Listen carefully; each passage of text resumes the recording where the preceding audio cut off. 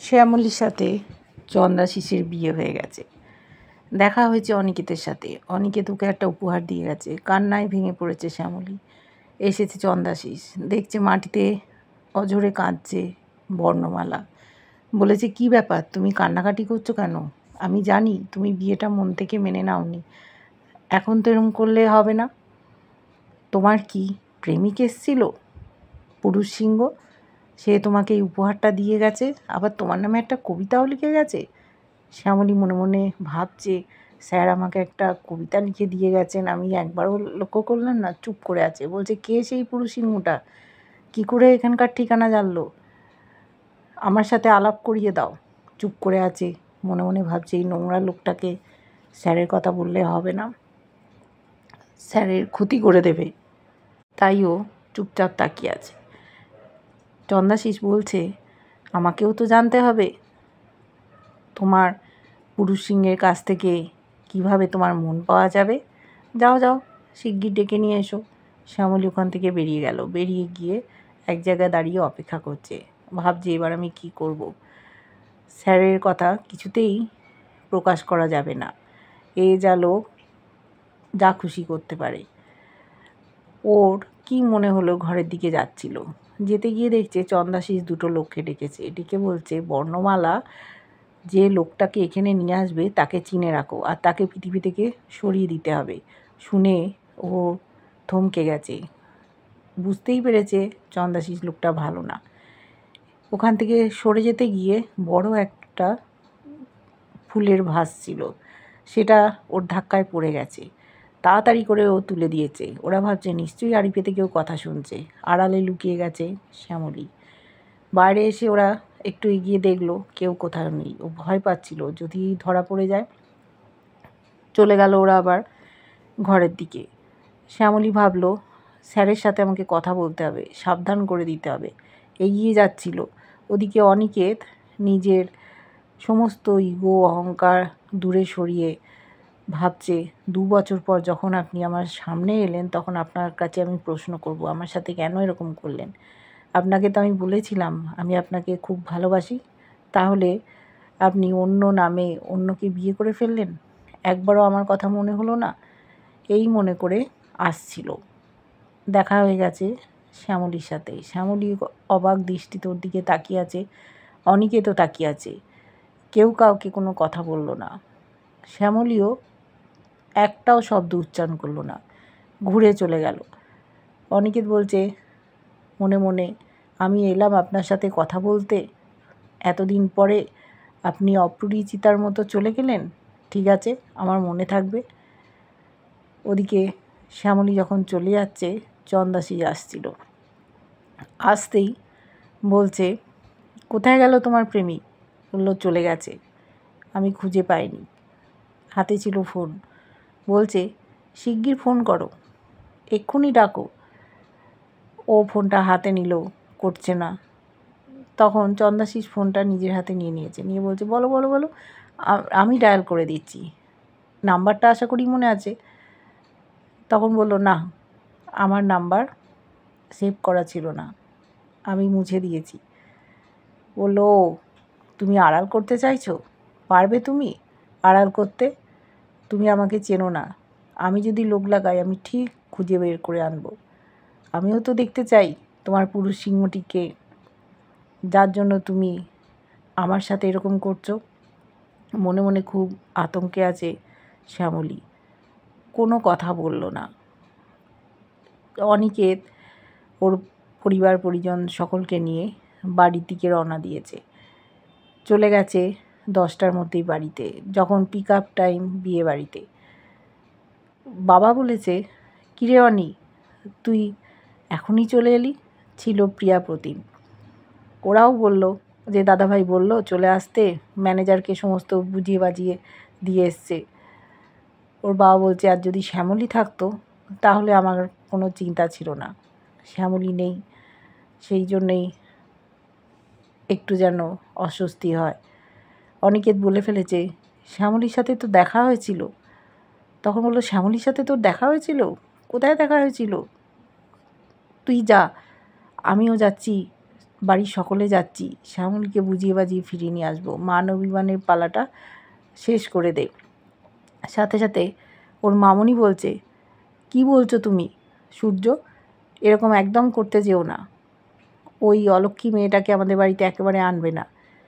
কেন আবার ওই মেয়েটার কথা উঠছে? এতদিন পর আবার সে এলো আমাদের সংসারে, এসে সংসারটাকে নষ্ট করে দেবে। রাগ করছে অনিকেত, বলছে তোমরা সেই এক কথা বলে যাচ্ছ, শ্যামলী শ্যামলী শ্যামলী, আমি কি এই কোম্পানির জন্য কিছুই করি না? কেন তোমরা আমাকে বিরক্ত করছো? তখন ওর মামনি বুঝতে পেরেছে ওর বাবা ওকে আঘাত করেছে, বলছে কেন তুমি সূর্য ওকে এক কথা বলছো? তখন ওর বাবা বলছে, না না, আমি সেই জন্য বলিনি, শ্যামলী তো আমাদের জন্য অনেক করেছে, তুইও আমাদের কোম্পানিটাকে দাঁড় করিয়েছিস।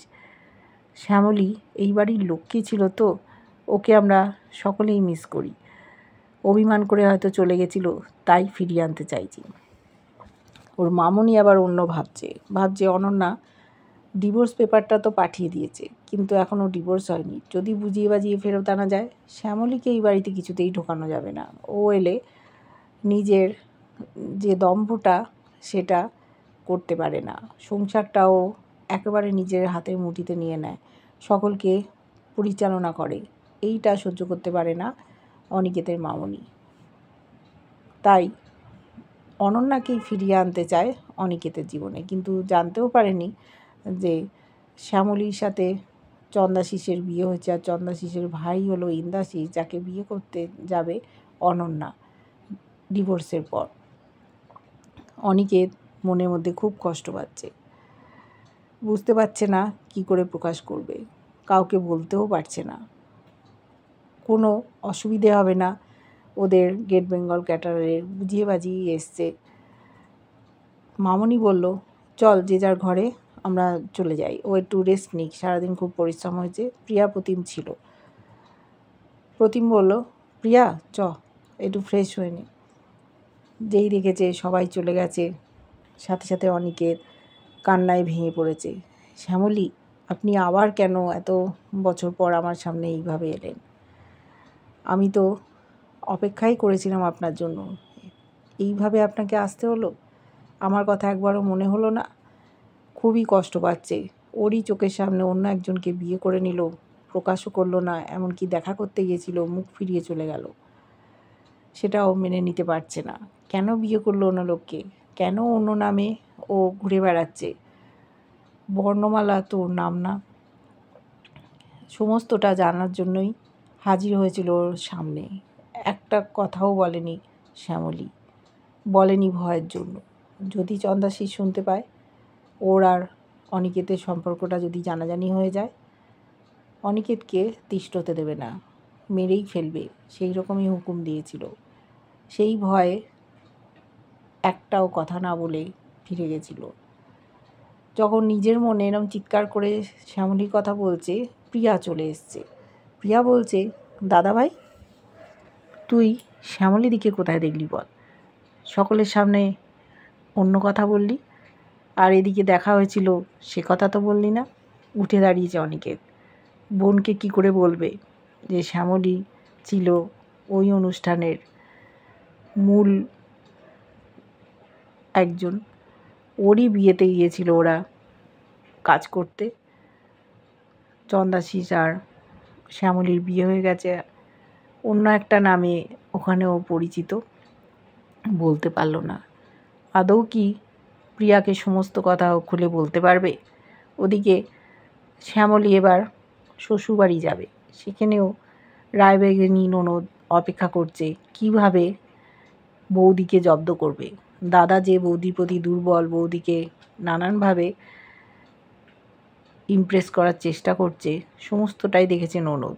পছন্দ করছে না, হিংসে হচ্ছে মনে মনে। সুন্দরী বৌদি, বছর দেড়েক অপেক্ষা করেছিল ওর দাদা এই মেয়ের জন্য, তাই ওর এত রাগ। কিভাবে জব্দ করবে সেই সব প্ল্যান করছে।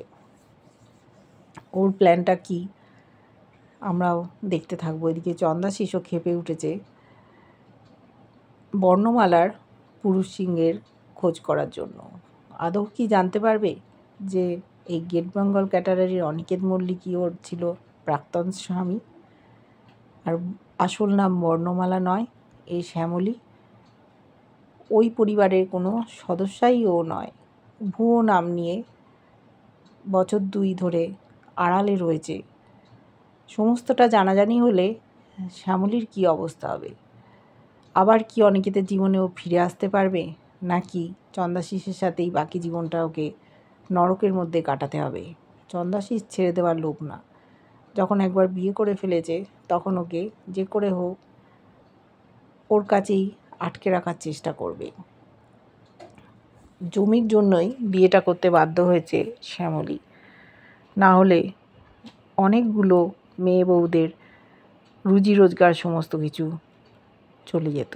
এই চন্দাশিস লোকটা ভালো না জেনেও ওর গলায় মালা পরিয়েছে, ওর হাত থেকে সিঁদুর পড়েছে। কেমন লাগছে ধারাবাহিকটা অবশ্যই জানিও। ভালো লাগলে লাইক, কমেন্ট, সাবস্ক্রাইব করো। আর যারা ফেসবুক পেজ থেকে দেখছো ফলো করে সাথে থাকার অনুরোধ রইল।